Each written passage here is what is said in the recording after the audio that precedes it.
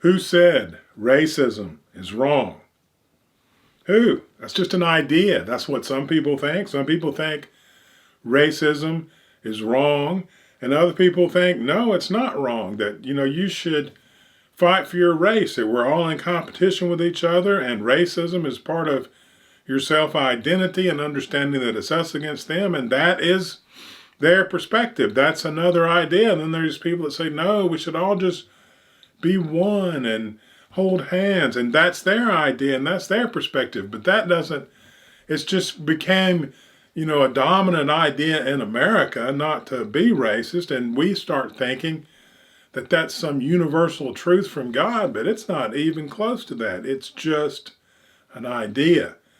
And the truth is, there's a lot of natural inclination for racism. You could argue that that's really what nature wants us to be, is racist, because you naturally feel akin to people who look like you, and people who are different are the other. That's been talked about forever. That's just a natural state.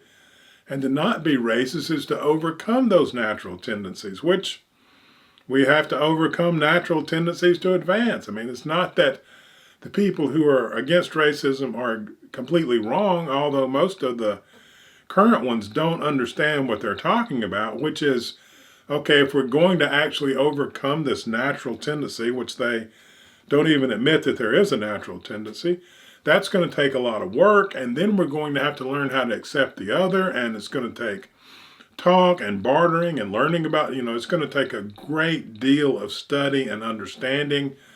We're going to have something akin to the university to filter all this information, and people are going to have to study it, and we're going to have to learn everything about every culture, see what we want to keep, what we want to throw away, and then create a shared culture that we can all come together in. It's going to be a serious undertaking, and personally, I see no other way but that, and that's what we're going to have to do. But the silliness of, you just shouldn't be racist, is just, it's just a childish idea that they want the problem of racism, because it's a very painful problem, to just disappear.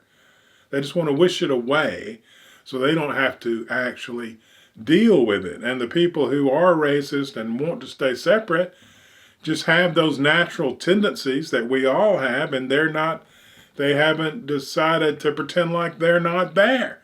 And so there's no reason to hate them and point fingers and call, if they're actually hurting someone, then we have to stop them, because, as long as we agree that we're all trying to be one.